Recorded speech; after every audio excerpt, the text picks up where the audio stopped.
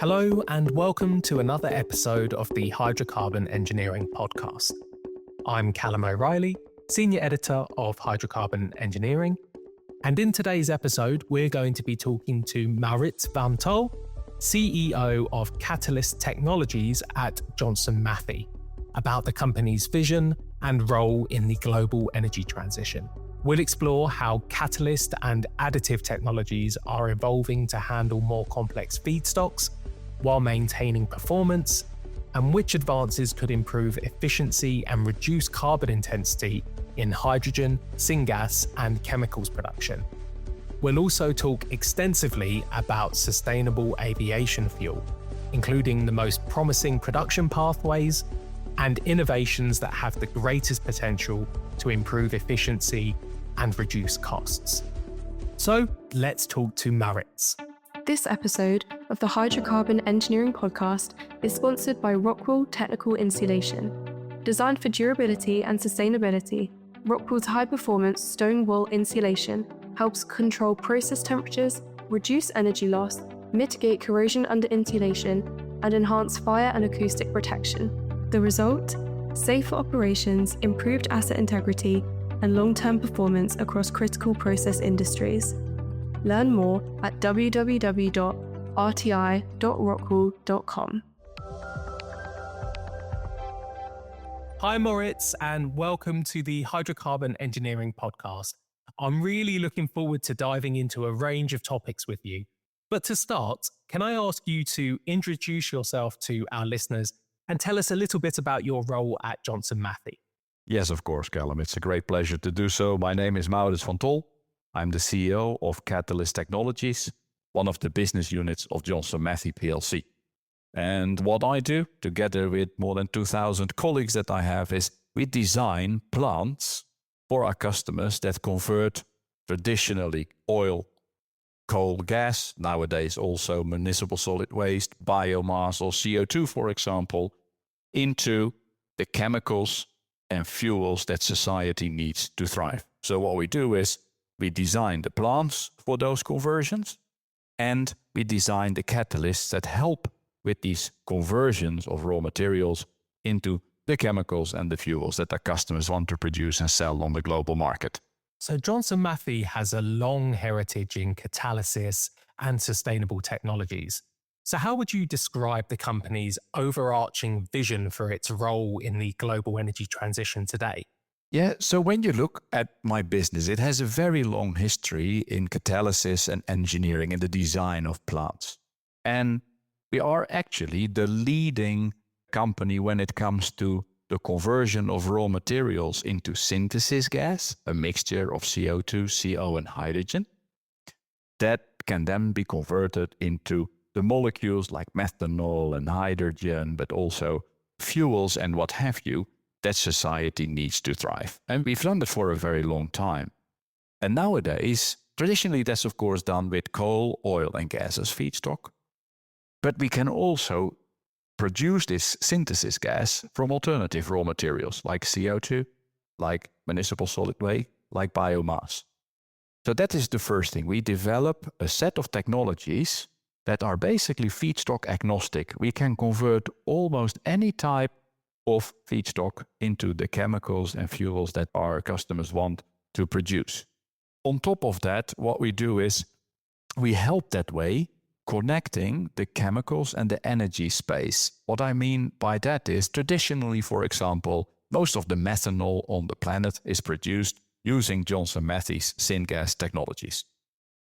Methanol can also be used as a low carbon intensity fuel, for example, the shipping industry.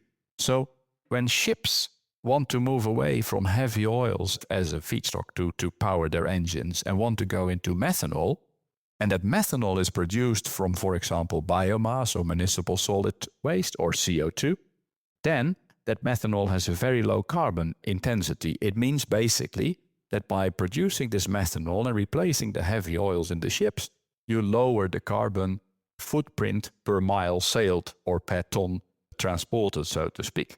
So that is also what we do. But of course, we do much more to help our customers reduce their carbon footprint because there is a very, very significant install base of plants around the world based on Johnson Matthey's technologies.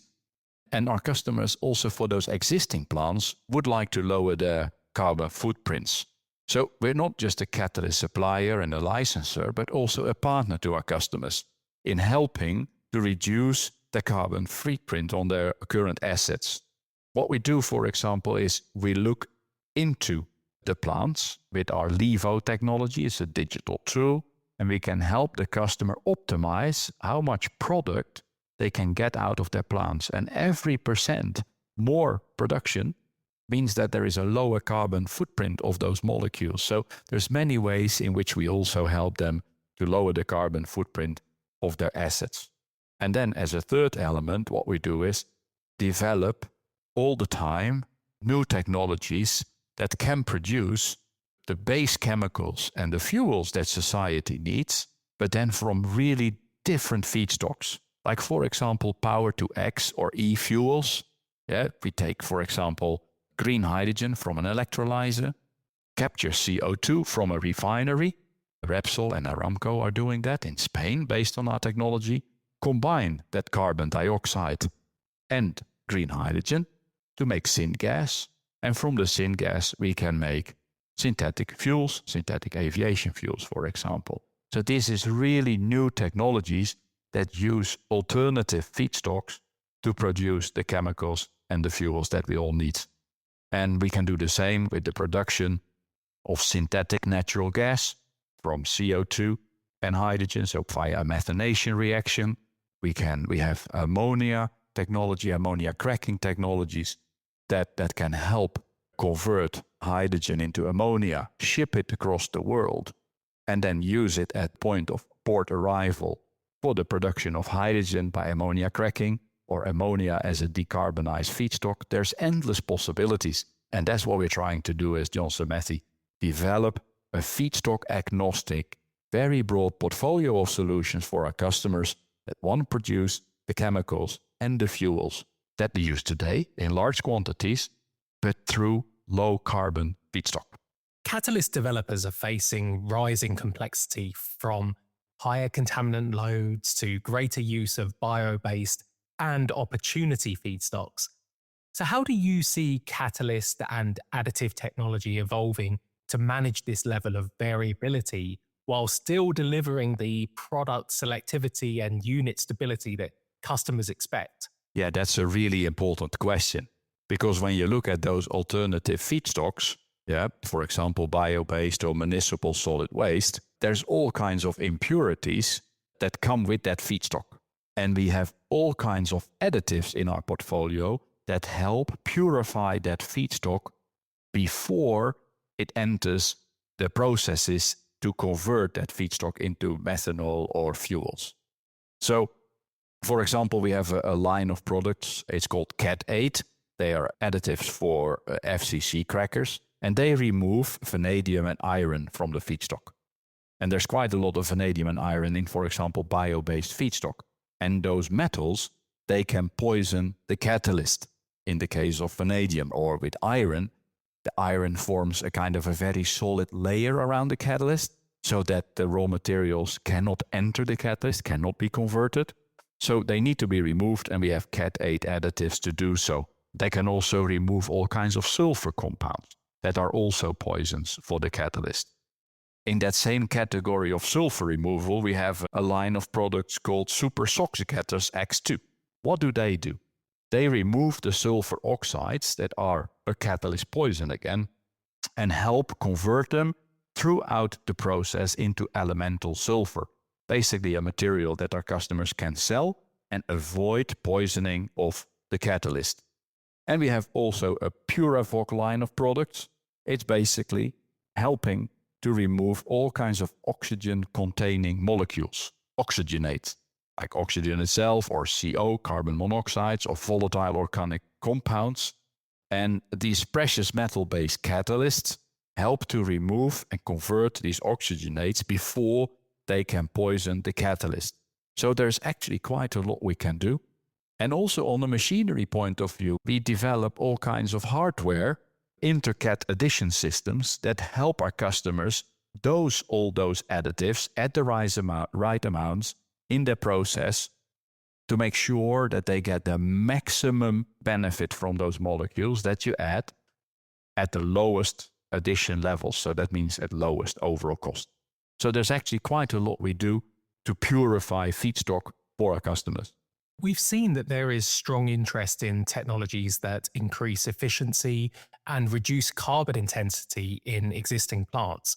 So what advances in structured catalysts, low capital upgrade solutions, or digital optimization tools do you think will have the biggest impact on improving hydrogen, syngas, and chemicals production over the next few years?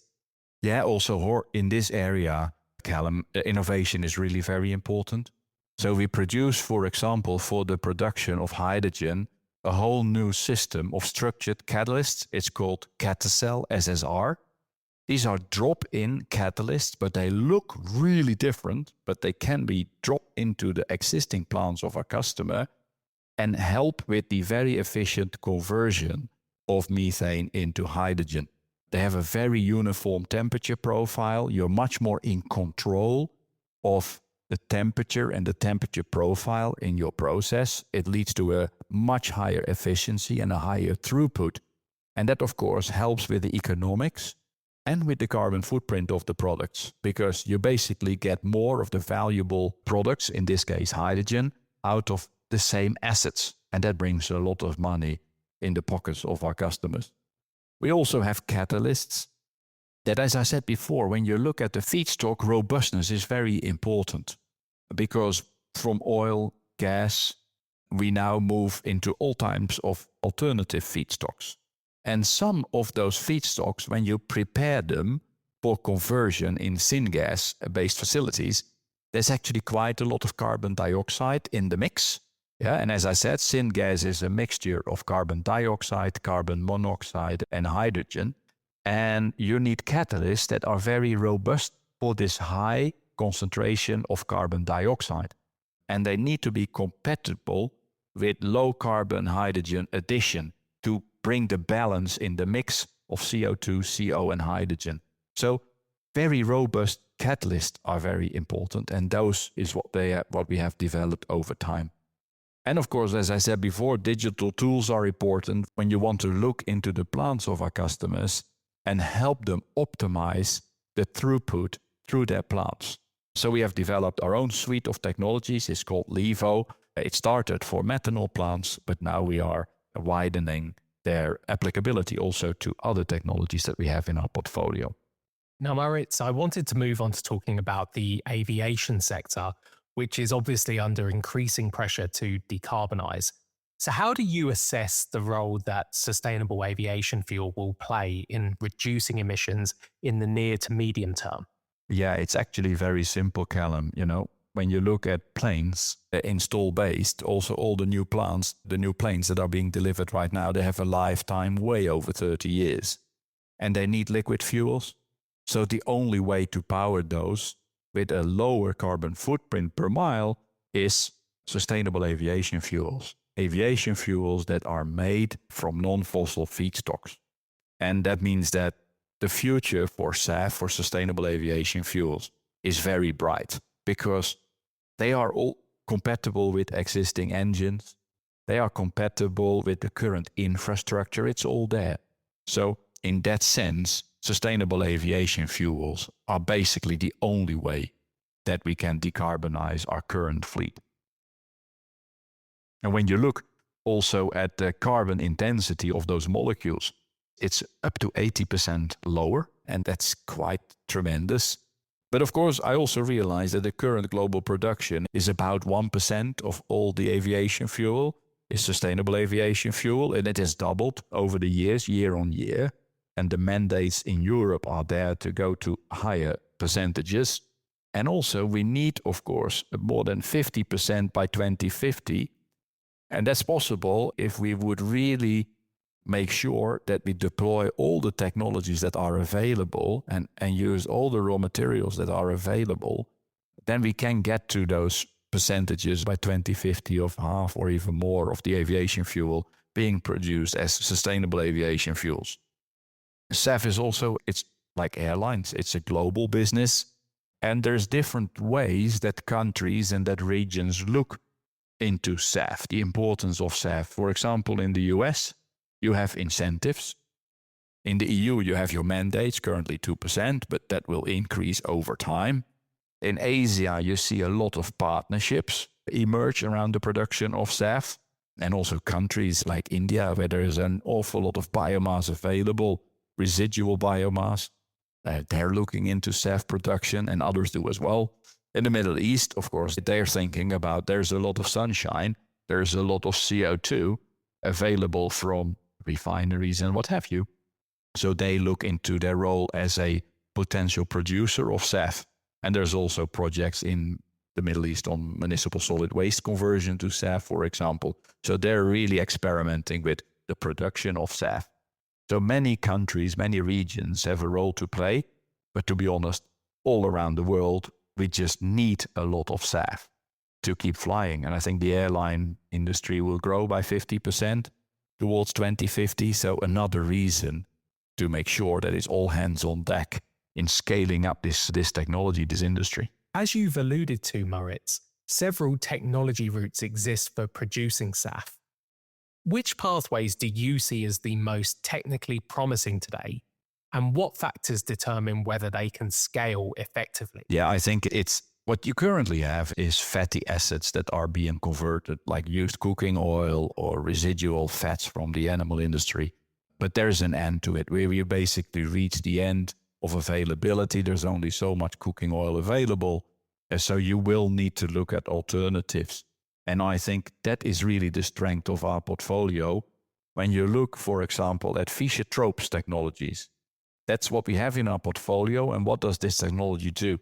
It basically makes all kinds of hydrocarbons, so fuels, lubricants, all different types of additives for the diesel industry, for the SAF industry, out of almost any raw material that you can imagine, because it works by synthesis gas conversion. And as I said before, all these raw materials, whether fossil or non-fossil, can be converted into syngas.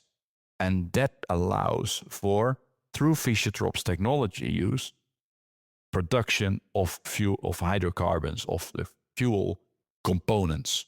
So I think in that sense, Fischer-Tropsch, but also a technology like Hydrocarbon, it's a technology we have in our portfolio that uses CO2 as a feedstock. Captured CO2 can be from the air, can be from refineries or other emitters, point sources.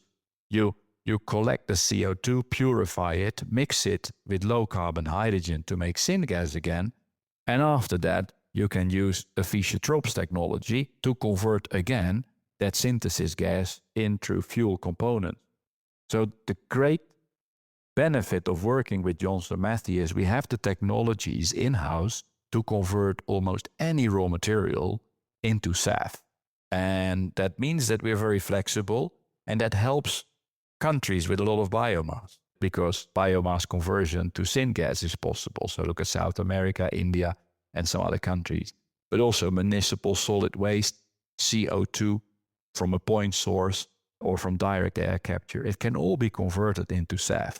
So in every country, you can make a selection of technologies that will help you and allow you to convert the raw materials that you have available into sustainable aviation fuel components. Now, feedstock availability, Maurits, is often raised as a limiting factor. Now, how do you evaluate the feedstocks that can credibly support large-scale SAF production, and where do you see the biggest constraints?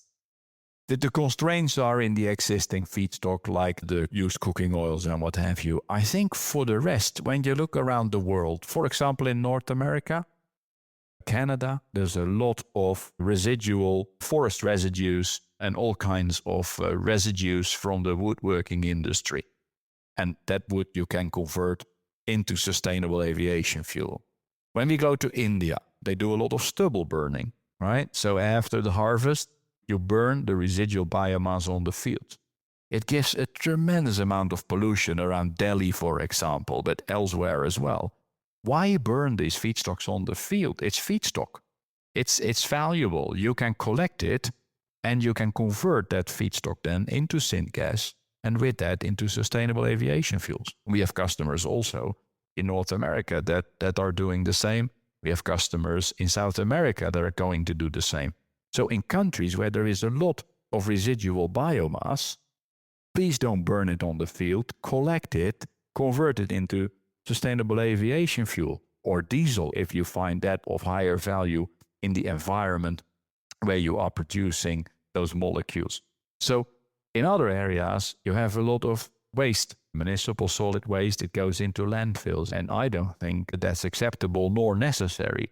Make sure that you convert this municipal solid waste into something useful. So gasify it, purify it, make syngas out of it, and then via Fischer-Tropsch technology, make synthetic fuels out of those. I mean, why not? It's much better than it going into landfill. And we also should realize that in many countries around the world, there is no waste collection infrastructure at all. So the wind blows all kinds of waste into the oceans, into the rivers, into the seas, and that's really not what we want. Why not start to think about changing the entire business model and say, if we can produce synthetic fuels from waste, then that waste has a value.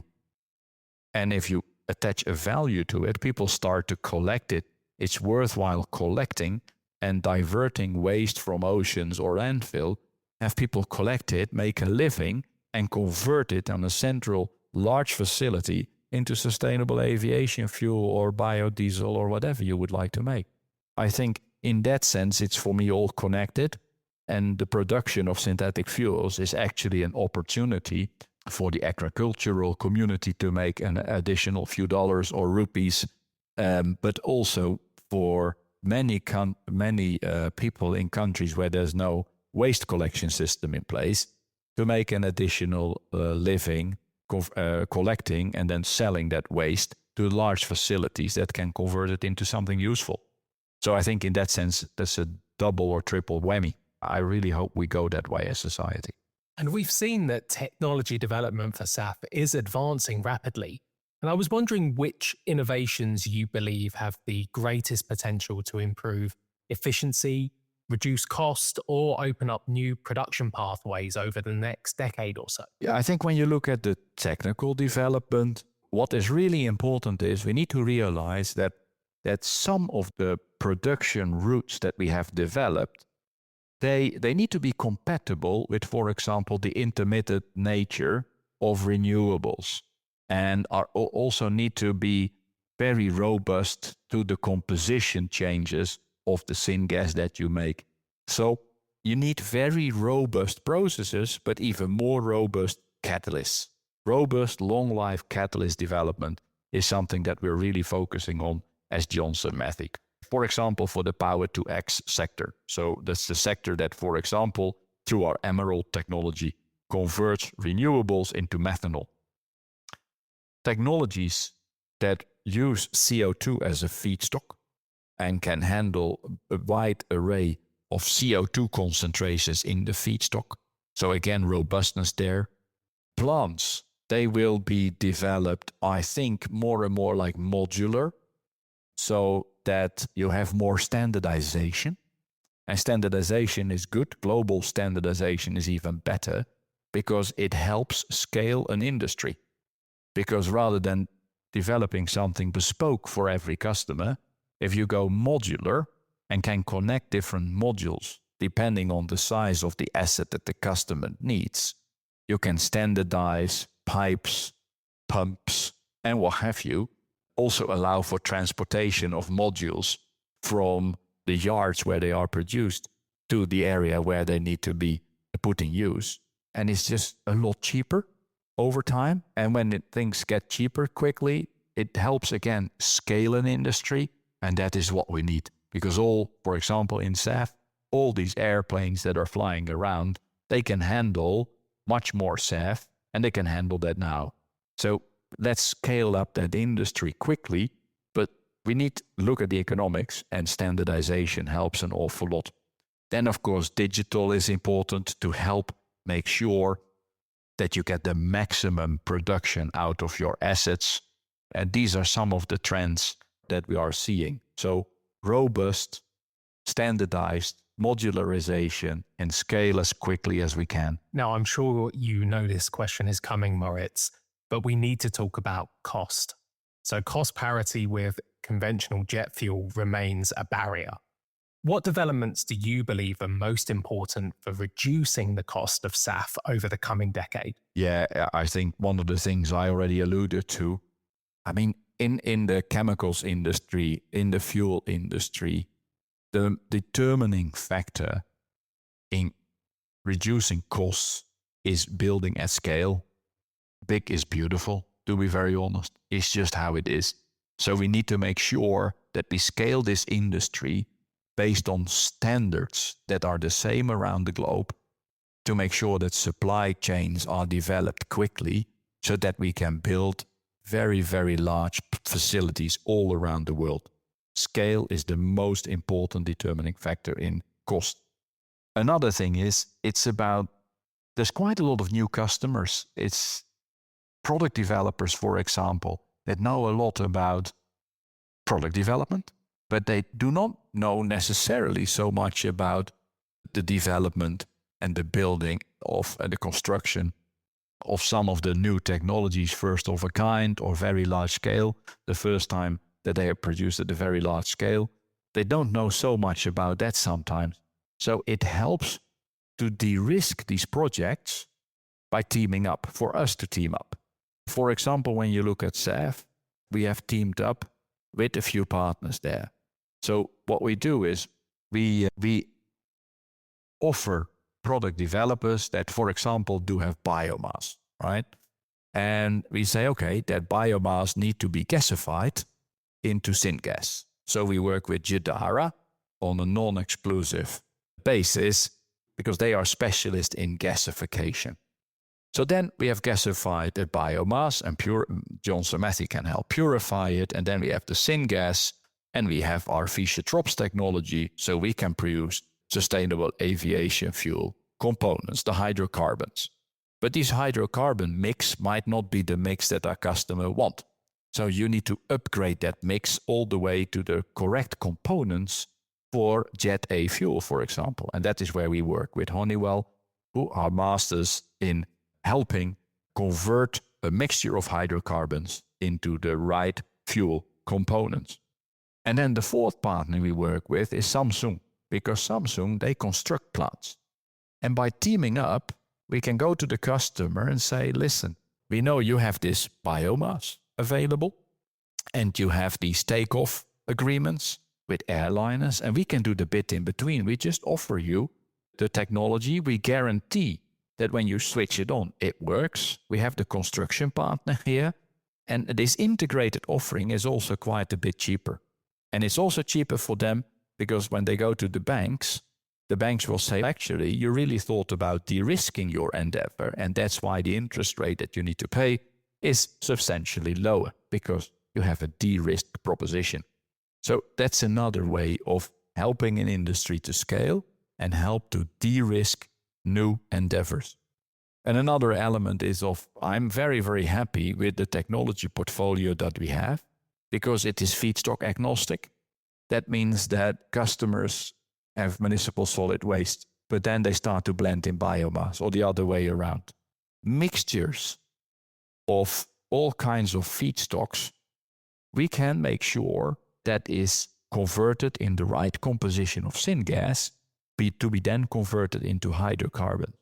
And that feedstock flexibility is really helping our customers de-risk their endeavors, but also bringing them to scale. That's another way of bringing the cost down.